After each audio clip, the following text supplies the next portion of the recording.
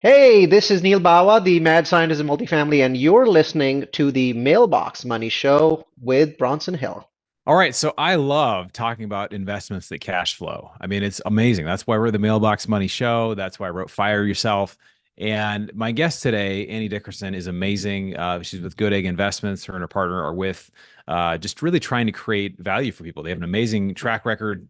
And the hotel space has been interesting because it's like multifamily, but it allows for a lot more cash flow.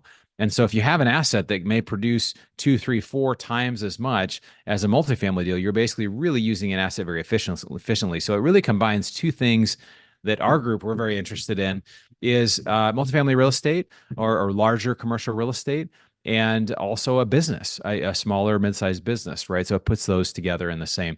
So let's get into this interview. I think you're going to love it. Let's go. All right. Welcome to the Mailbox Show, Mailbox Money Show. Annie, how are you doing?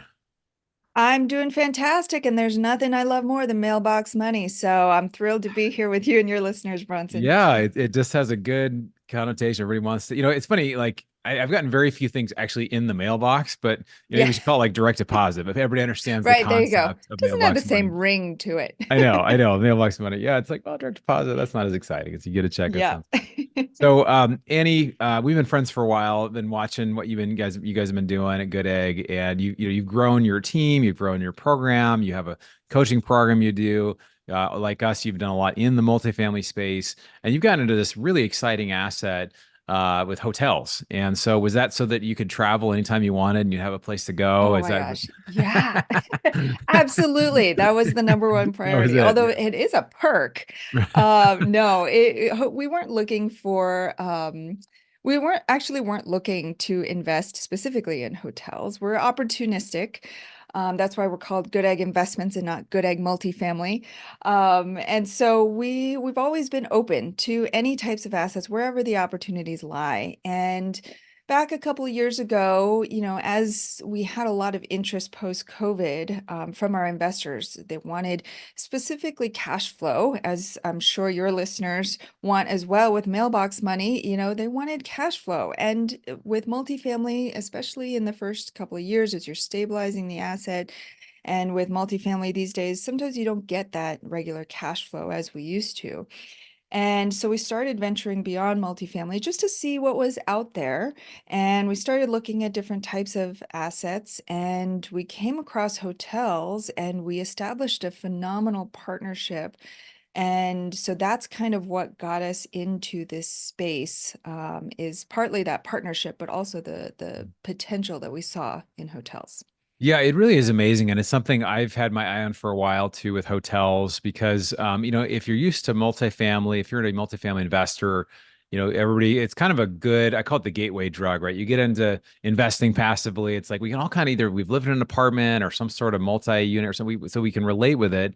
And then we're into it. It's kind of like, okay, this makes sense. And then from there, it leads to all these other things. Use all these other businesses or other types of real estate or commercial or whatever you can do.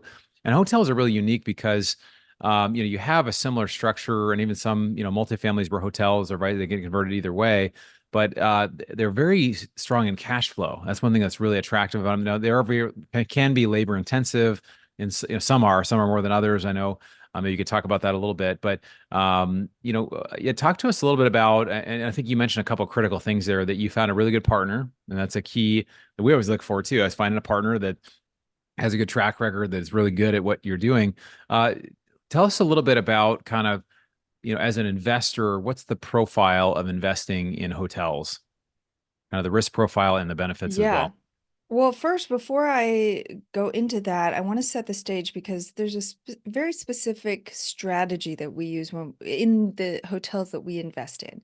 Just as with multifamily, where there's lots of different, there's the Class A properties versus the Class B, C, D, and then there's all the different markets. There's value add versus buy and hold versus lease up. There's lots of different strategies.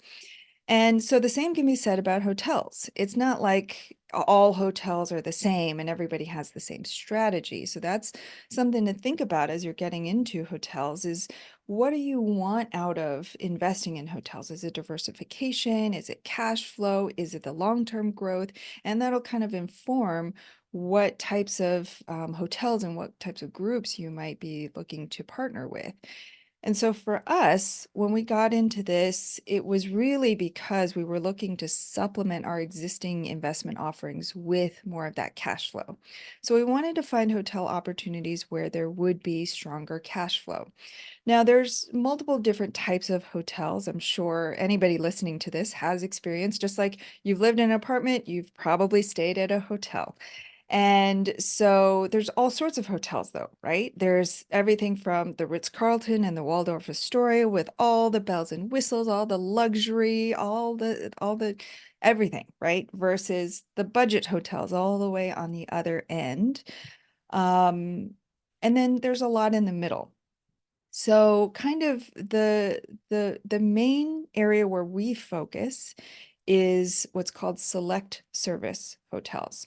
So you have the full service hotels, which are like the Ritz-Carltons. In fact, my in-laws just had their 50th wedding anniversary in Park City, Utah, and the whole family came out. It was like 16 of us, all the kids and the cousins and everything. And we stayed at a full service resort. There was a spa on site, there were restaurants, there was an activities club with daily events for the kids. There were suites. It was the whole nine. Everything you could want, they had it there. That's called a full service hotel. It's That's amazing. not the kind of hotel that we invest in. There's a different profile, right? There's a little bit more risk, a lot more expenses to account for, potentially a lot more labor intensive.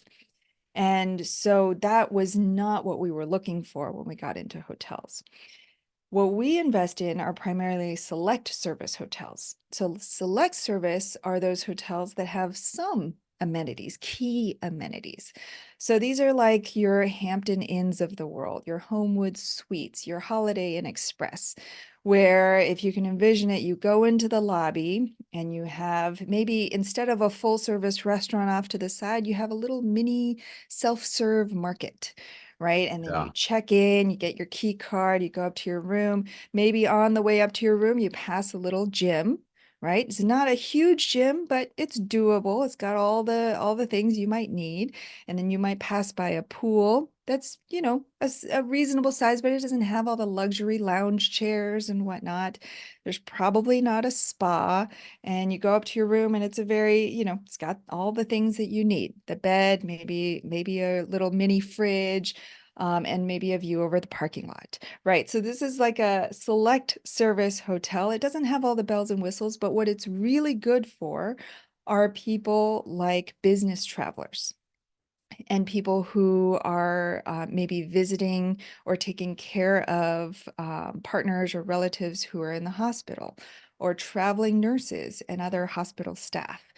And so there's a niche that's been carved out by these select service hotels that cater to a very specific audience. And so that's where we have seen this opportunity. These hotels, a lot of them did well even through the pandemic because of that demand, for that continuing demand for business travel, especially for those who needed to continue to travel. And so those are the types of hotels that we have focused on. And so for us, the reason we love those types of investments is it's a little bit of a lower risk profile. It's also potentially lower return on the back end, but it's great ongoing cash flow while you're holding the asset, especially if you're operating those hotels well. Yeah, no, that's thanks for that background. That's really good. I was just looking on your website here too. You've got a lot of multifamily. I didn't realize you guys have 1.4 billion in assets. So congrats, that's huge. And you guys are doing some big stuff. And yes, you got a Spring Hill suite here. And are a lot of these typically in funds? Is this like a fund that you invest in hotels, or is it more of like individual deal syndications, or how do you guys usually structure this? So we started, as we did with multifamily, with individual hotel assets, partly to test the waters to see if people would be interested, and partly to kind of establish our partnership and our flow with this asset class. So we did two, they were small portfolios. So there was two hotels and then another two hotels, but sort of as a single syndication each. And so we did those and we had great interest from our investor community. So last year we put together our first hotel fund. because as you know, with funds, you can kind of diversify and mitigate your risk even further and spread it across multiple assets. So that's what we're currently in the middle of, is our first hotel fund. Okay, gotcha. That's great. So for hotels, I know with multifamily, the debt has been an issue for a lot of deals. In the recent past, the last couple of years, rates have risen, and so there's been some valuation stuff. Have you seen the same kind of like, are they financed similarly? Are these hotels that you guys are building, or are they ones that you're buying on a secondary market? And how does the debt side of that work? Yeah, so the hotels that we have bought, and it's just 6 so far across our portfolio, but these 6 hotels, each one has a kind of unique financing situation. A couple of them, we assumed the loan with long-term fixed rate debt, and one we got new debt on, but it was also fixed rate. So that's something we've learned in this process, in this cycle, is that fixed rate debt is, especially in an environment like this, is super important. So all of our hotels in our portfolio currently have fixed rate debt. As for the larger hotel industry, I assume that they're going through a lot of the same things as multifamily, but I don't know. I assume that they are, though. Yeah, that makes sense. Okay, I got it. And you mentioned you have a partner in this. Do you have a partner that kind of operates, like finds these hotels and helps you? And can you talk a little bit more about the partner and kind of how you develop that? I think people would be interested. I'm interested as well. Like, how did you find that partner and also their experience, and how did you vet that? I just love to know a little more about that process of how.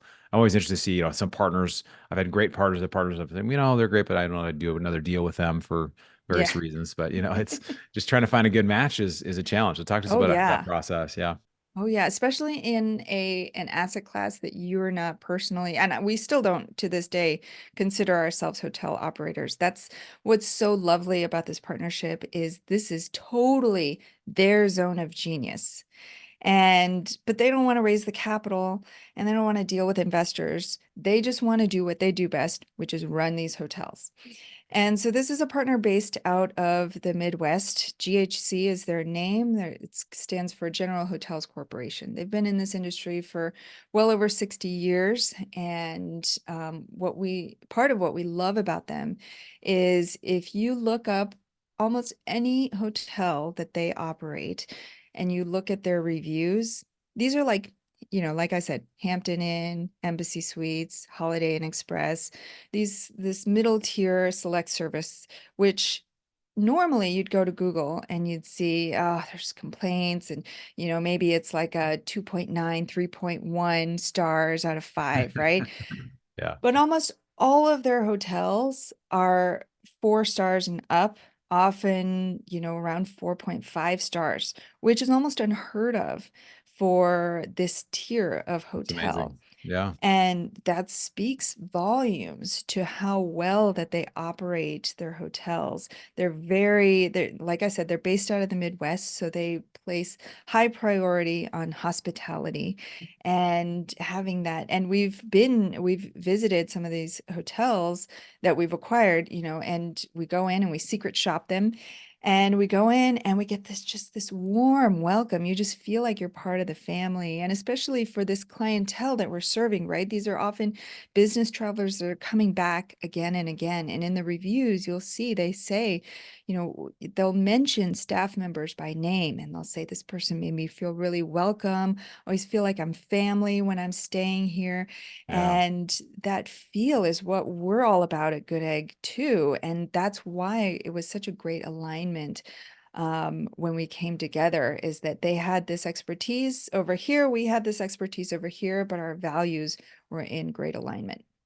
Yeah, that's great. And I think that's a really good principle for anybody who is a passive investor or an active investor. It's really the same. I mean, I've invested a lot passively, I've invested a lot actively, and it comes down to those values and seeing the performance and the track record and the history. And like you said, when you find somebody, sometimes I think there's this desire, or at least I've noticed this in myself, that, oh, this sounds really exciting and it's a great opportunity, whatever. And you kind of hope the best, but you have to just look and see, like, what are the facts? Like, how do they actually do when you stack them up? And like you said, that's huge when all their hotels are rated pretty high. You know that they're going to come in and they're going to take something, and that's a huge value add in itself. If they're taking stuff that's in that category at a 2.9 to 3.3 out of 5 stars, and they're taking it to a 4 or 4.5, that's their general standard.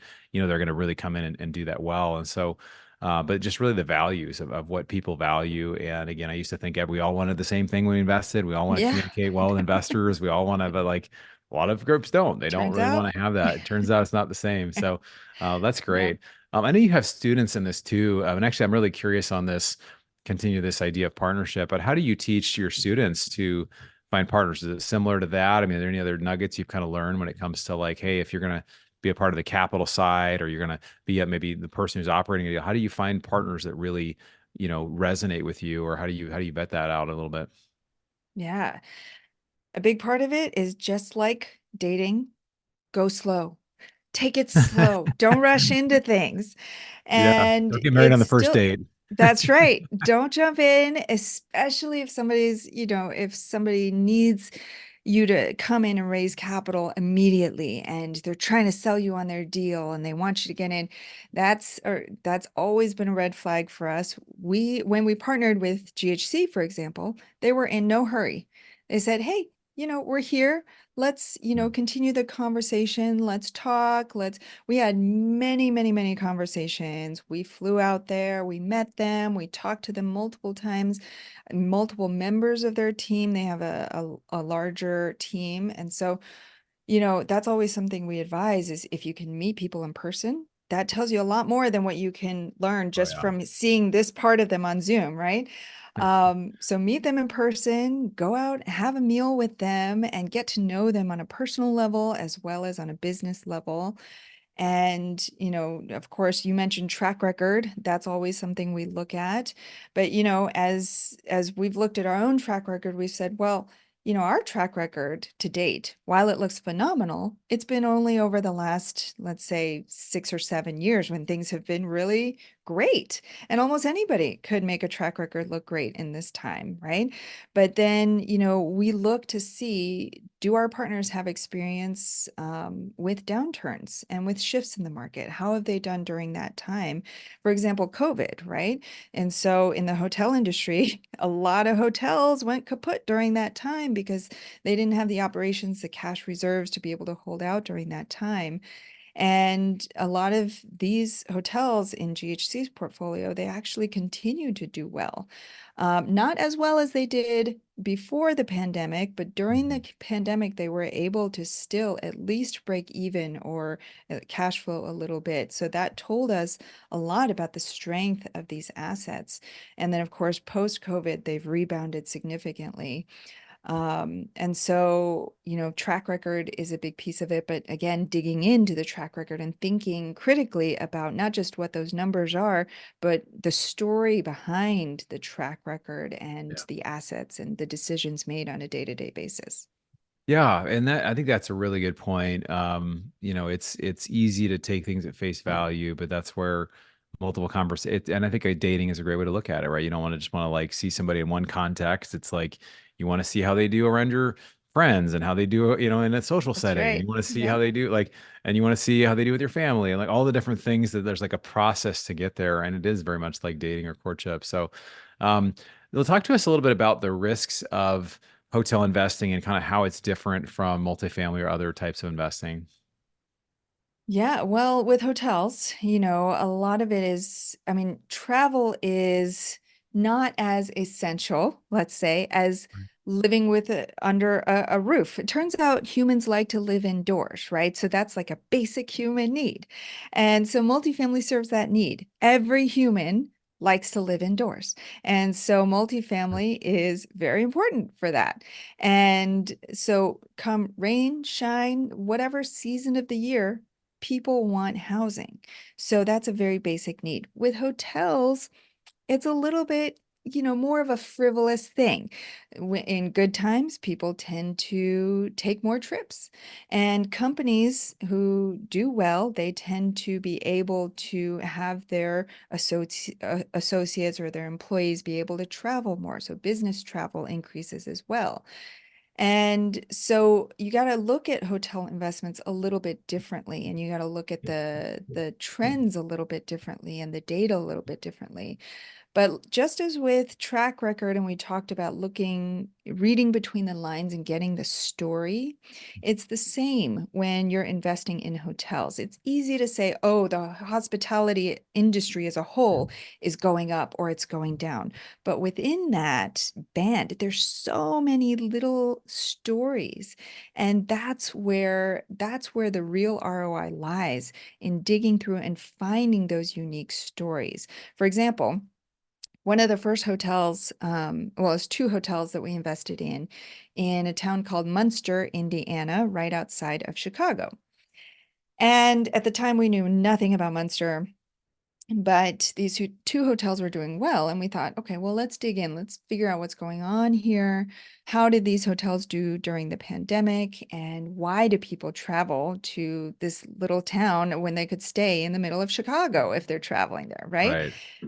And so it turns out that most of the travelers there were business travelers, and they were going there because there's a lot of warehouses, a lot of factories very Mm. close to Munster. I think it's the steel industry is there. They don't make Munster And cheese there, right? That's not where the cheese yeah, comes from, right? different Munster, different Munster.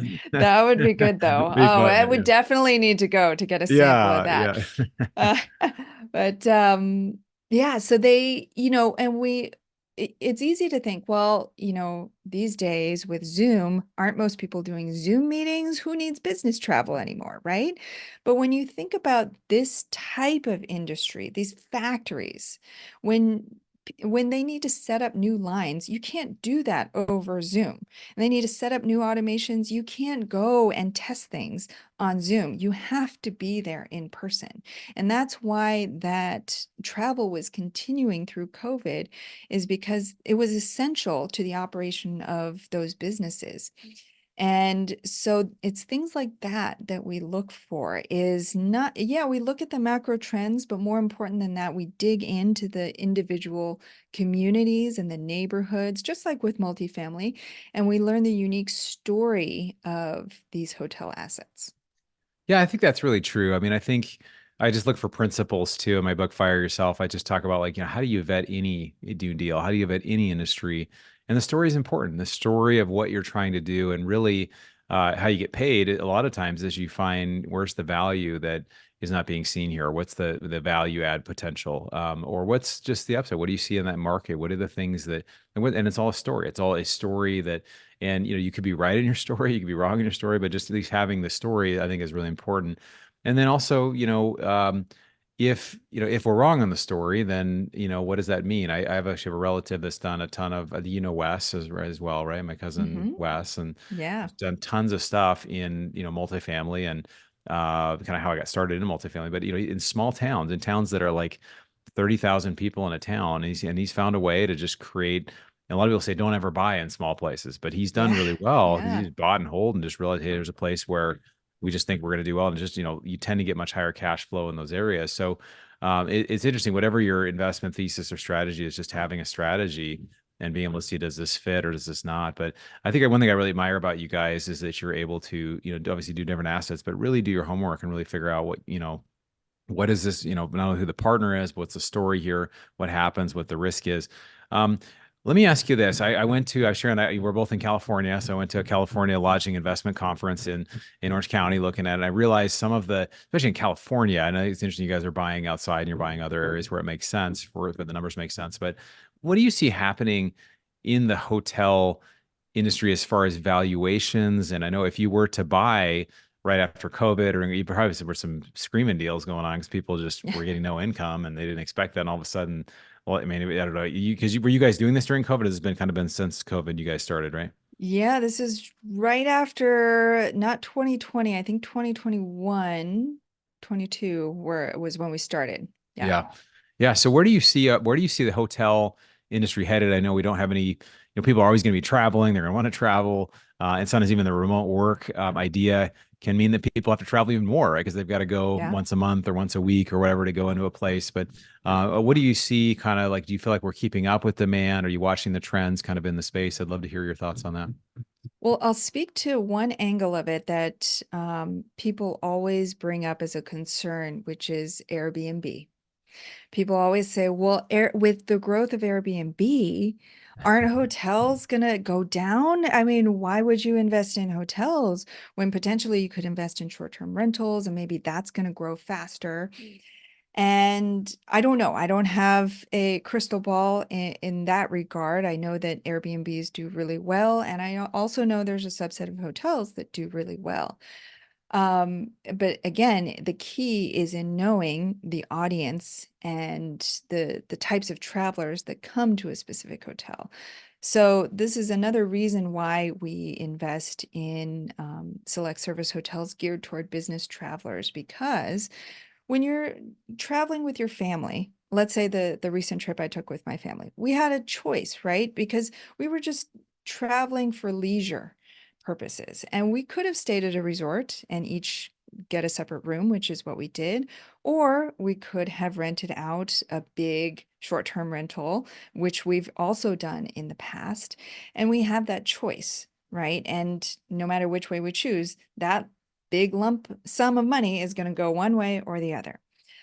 Versus business travel, especially, I spoke about a lot of these factories and these companies will, what they do is they will book the travel on behalf of the employee, on behalf of the traveler.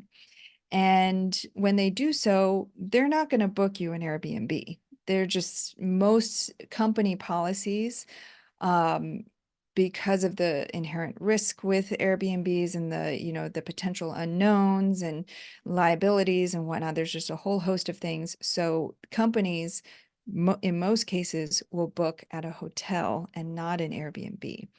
And when they do so, often they'll prepay for the stay. And often, if they're traveling again and again, they'll prepay for multiple stays.